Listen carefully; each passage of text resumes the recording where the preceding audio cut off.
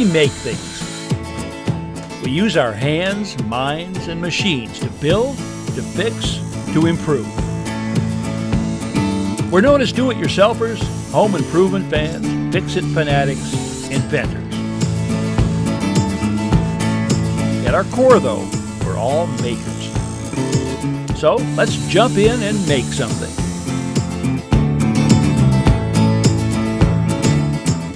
Hi, I'm Ron Hazelton. Welcome to the show.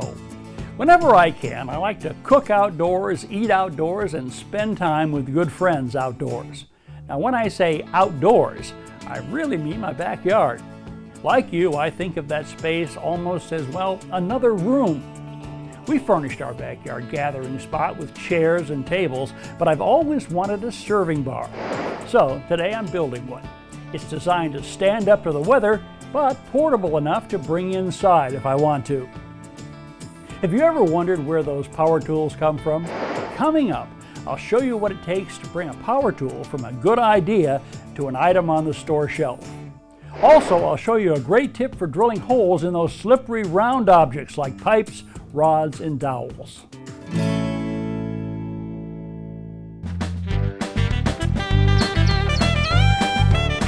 Well, there's no doubt about it, summer's just around the corner, and I'm looking forward to some outdoor entertaining. Now, I've got plenty of seating back here, but what I really want is a serving bar. Not something permanent, but something that I can set up when I want to, and then fold and take out of the way when I don't need it, kind of like this chair. I think I've got a couple of ideas in mind. Well, I think I've got the design pretty well worked out. Come on over and take a look. Now, this is what I imagine it will look like. It'll be open on the back for storage, and then when I want to put it away, I just take off the top, remove the shelf, and then the sides fold in all the way until they're flat, and then what I end up with are 3 flat pieces that I can then store. Now, for materials, I'm going to use this exterior grade plywood. It's called T111 for the front and for the sides. And then for the top and for the shelf, I'm going to use solid cedar. Now, I could have used redwood or even pine, but I love to work with cedar, so I'm really going to enjoy this.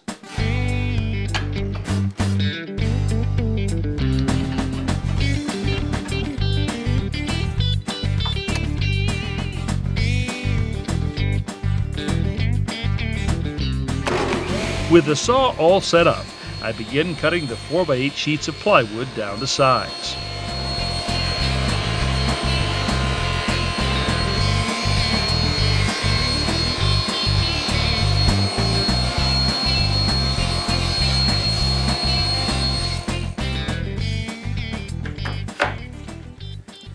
Well, I made a little mock-up here to see how things are coming along. Looks really good. But I have noticed that this T111 has a tendency to bow or twist. So, in order to keep these panels straight and to hide the exposed edges of the plywood, I'm going to wrap each panel in a solid wood frame, much like a picture frame. I'm starting with 2x8s that I'll rip down into strips 1 1/2 inches wide.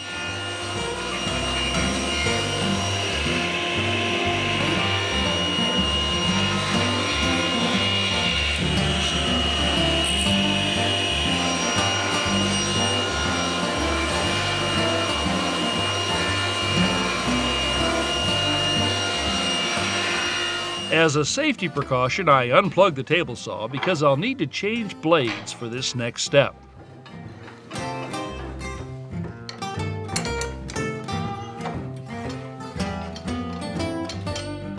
After removing the ripping blade, I begin assembling the dado set on the saw arbor.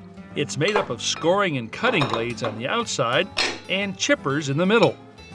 By stacking the right combination of blades and chippers, I can cut a dado or groove the same width as the thickness of the plywood.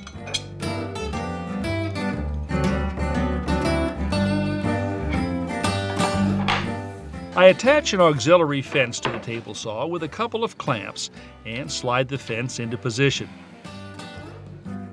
With the blade lowered, I lay a piece of stock in place. To the fence, I'm going to fasten 2 of these feather boards, as they're called.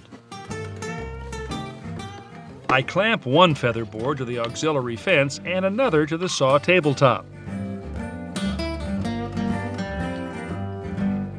This brace will help keep the tabletop featherboard from moving.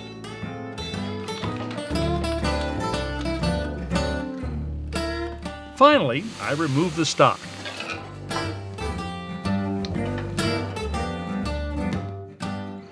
The featherboards apply consistent pressure to the workpiece, help prevent kickbacks, and allow me to keep my hands well clear of the blade.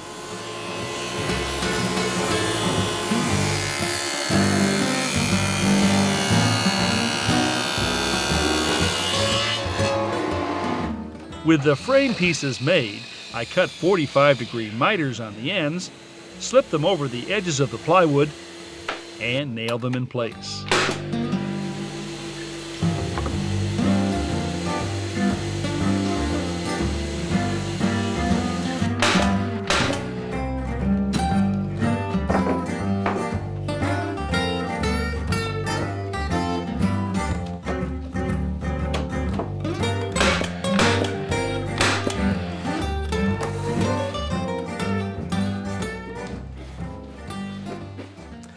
I'm going to make the top of the bar from 4 cedar boards, 1.25 inches thick. All I'm going to really have to do is glue them together, edge to edge. I'm using exterior-grade waterproof glue. Trimming these bristles a bit will give me a brush that's slightly stiffer and just right for glue spreading. Now the idea here is to get good even coverage, but avoid applying excess glue that would squeeze out and require a lot of extra cleanup. When all the edges are coated, I lay the boards flat on the bar clamps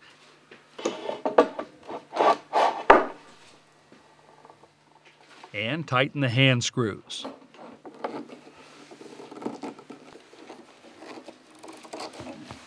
Now this is just about the right amount of squeeze out. A few taps from a dead blow mallet ensures that the boards are firmly in contact with the bars below and flush on top. Now I can move on to the bar shelf. The process here is the same as for the top. Only because the wood is just a bit thinner, I'm going to clamp a couple of battens across the shelf ends just to make sure they remain flat and flush. The plastic will keep the battens from getting glued to the surface. I found that one of the easiest ways to clean up glue that has squeezed out is to remove it with a paint scraper. I'm careful to keep the scraper flat and not let the corners gouge the wood. Now to do this, it's important to have a very sharp paint scraper. And if you'd like to find out how to sharpen one, then visit our website, www.ronhazelton.com.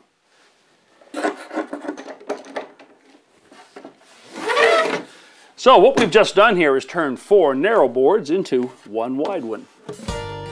Now for a bit of sanding. A piece of non-slip shelf liner or carpet underlayment placed on the workbench will keep the workpiece from slipping while I'm using the belt sander to eliminate any ridges or slight differences in board thickness.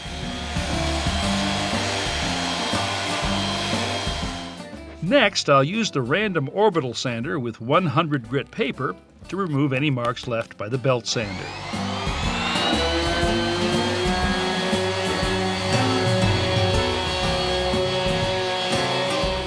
To trim off the ends of the bar top, I'm first clamping on a saw guide. The base plate on the circular saw glides along the edge of the guide, ensuring the cut will be perfectly straight and square.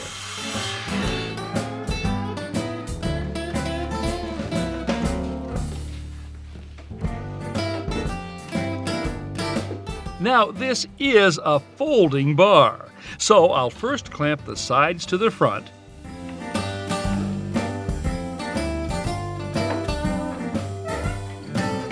then attach them together with full-length piano hinges.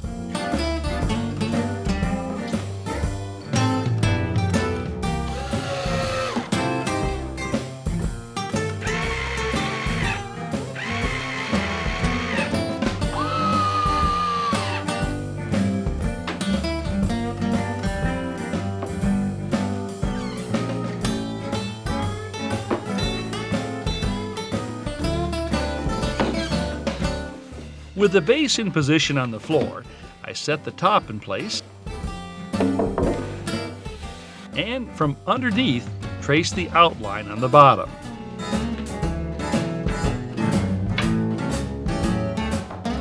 On this line, I'm clamping small strips of wood.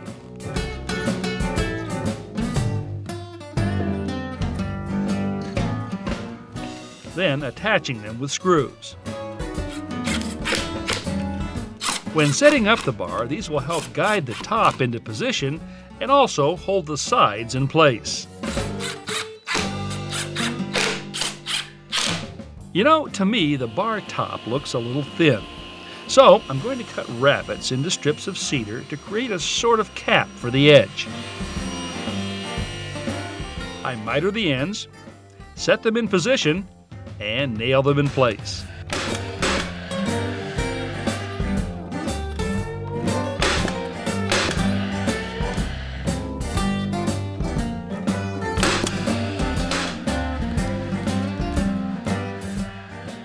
The shelf will be supported by these strips of wood that I'm nailing to the front and sides.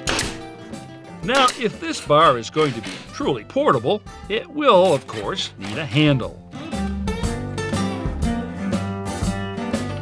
Well, I'd say that just about completes the work here in the shop.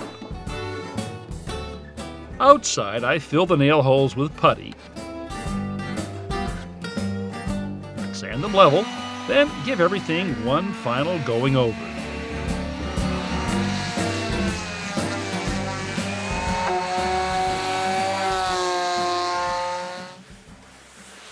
Well, the bar is complete, all sanded and ready for a finish. Now, this is a portable bar. I plan to take it outside, set it up, and then bring it back in again. But I know full well that it's going to get wet from the rain, and of course it's going to be exposed to the sun. So I want to put a finish on here that'll stand up to the outdoor elements. The same kind of finish that I might use, for example, on outdoor furniture. I've picked up a couple of gallons of wood protector from the Home Improvement Center. Now, what I want is something that will give the bar a finished look, but even more importantly, shield it from water, rain, as well as spills. Now, this should do that. It also has UV inhibitors to protect against fading and resist mildew and discoloration. I'm using a brush to apply it, working it well into the surface of the wood, especially on the rough sawn plywood face. I've decided on a gel stain and sealer for the grooves in the paneling. The gel gives me better coverage and doesn't drip. On the top, I apply the wood protector using long, straight strokes, brushing with the grain.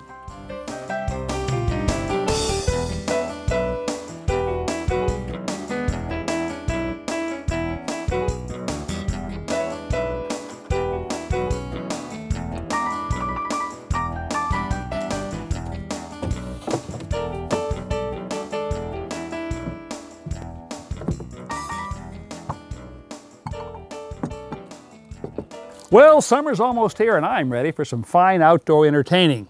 And when I'm finished, well, I'm just going to fold up my portable bar and put it inside out of the weather. Or not. Either way, I'm going to have good protection from water, whether it spills out of a glass or falls out of the sky.